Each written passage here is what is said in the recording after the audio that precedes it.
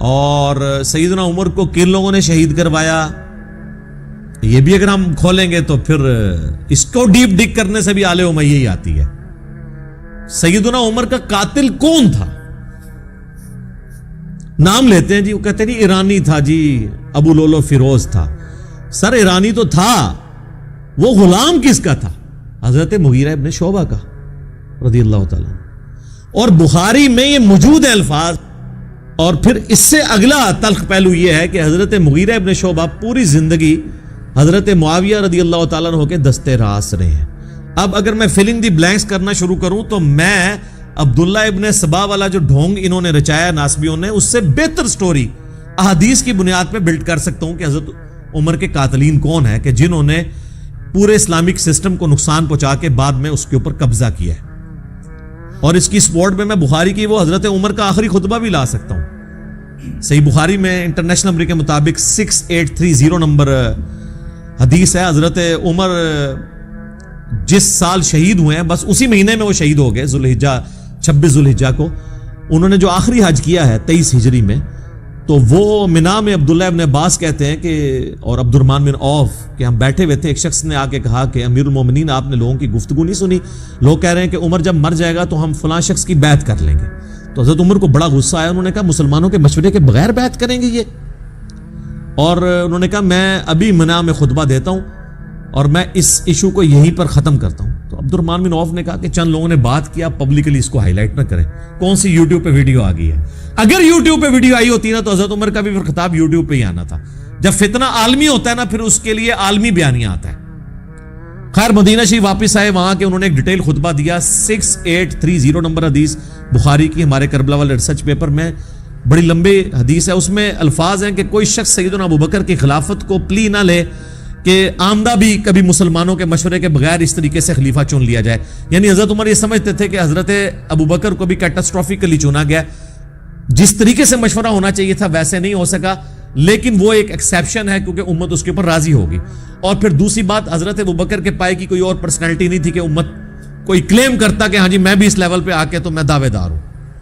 Even مولا علی علیہ السلام نے بھی ان کو 6 مہینے کے بعد ایکسیپٹ کر لیا. اس کے اوپر میری ڈیٹیل ویڈیو ہے سیدہ فاطمہ کا قاتل کون، تو آپ دیکھ لیں، میں نے سارے ٹروتھ اس کے اندر ریویل کیے ہیں ایک ایک حدیث کے نمبر ڈسپلے کر کے. تو بہرحال حضرت عمر فاروق رضی اللہ تعالیٰ عنہ نے کہا کہ یہ چیما گوئیاں جو میں سن رہا ہوں نا کہ عمر مر جائے گا تو فلاں کے، تو ان کا مسلمانوں کے مشورے کے بغیر تم خلیفہ چنو گے؟ اللہ کی قسم اگر اس طرح ہوا تو پھر اس کا انجام قتل و غارت ہوگا.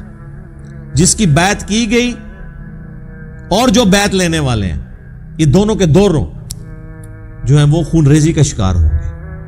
اور حضرت عمر نے اس بیعت کو اسٹیبلش ہی نہیں مانا کہ جو تلوار کی دھونس پر لی جائے.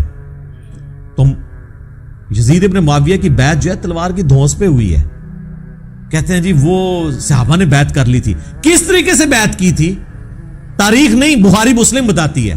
انشاءاللہ میں آج سب کچھ کور کروں گا. ریسرچ پیپر میں تو میں نے کور کیا ہے، اس کے علاوہ کئی ایک ویڈیوز کے اندر کور کیا ہوا ہے. تو جو دھونس اور بدماشی کے ساتھ بیعت لی جائے تو بیعت سیدنا عمر کے فتوے کے تحت اسٹیبلش ہی نہیں ہوتی. جب بیعت اسٹیبلش نہیں ہوگی تو لہٰذا اس بیعت کے خلاف کھڑے ہونے والے کو خروج پر مبنی نہیں مانا جائے گا، بلکہ وہ قیام حسینی ہے. خروج وہ ہے جو مولا علی کے خلاف ہوا ہے جنگ جمل صفین اور نہروان کے اندر، کیونکہ ان کی بیعت اسٹیبلش تھی، وہ خلفائے راشدین میں سے. اس کو بھی میں انشاءاللہ ڈسکس کروں گا. تو یہ میں نے تمہیداً گفتگو کی ہے تاکہ ایک اوورال ڈاکٹرن کلیئر ہو کہ اصل ایشو سیدنا عمر کی شہادت سے شروع ہے. اور اس کی پریڈکشن پہلے ہی صحیح بخاری اور صحیح مسلم میں نبی الاسلام کی احادیث موجود ہیں. اور بلکہ یہ تو ایک پورا ایک ٹاپک ہے دلائل النبوہ کا.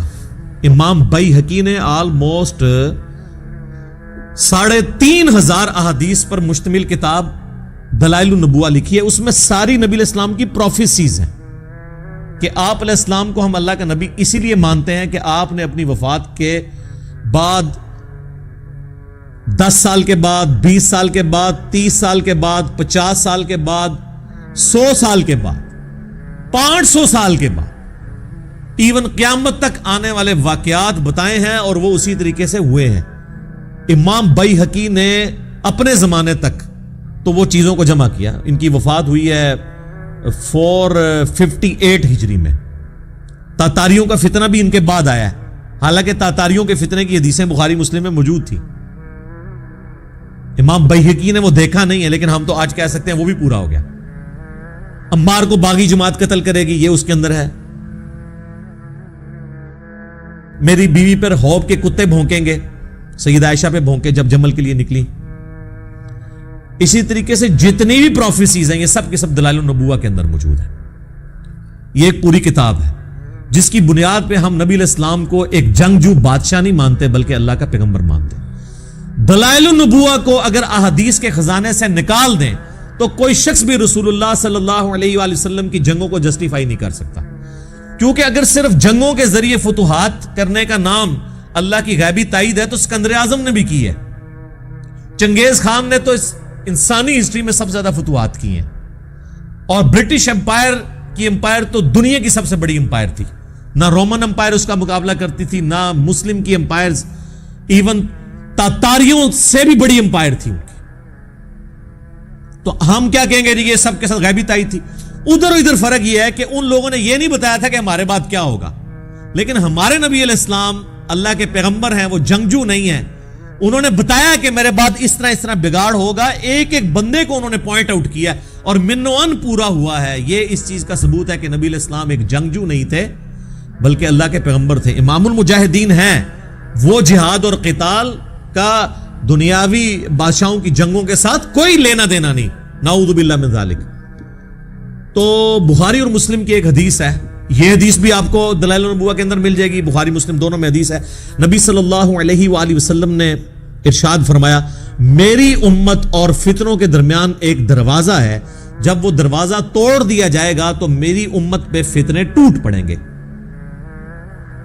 اور وہ دروازہ توڑا جائے گا، کھولا نہیں جائے گا. پھر آپ نے فرمایا وہ دروازہ عمر ہے. سیدنا عمر کو قتل کیا گیا تو مینجمنٹ کمزور ہونا شروع ہو گئی. سیدنا عثمان بے شک خلیفہ راشد تھے، لیکن ان کی مینیجریل سکلز سیدنا عمر والی نہیں تھی. پھر وہ بہت بڑی عمر میں خلیفہ بنائے گئے، 70 پلس کے ہو چکے تھے. اور پھر کئی ایک چیزیں جو میں آج ڈسکس نہیں کرنا چاہتا.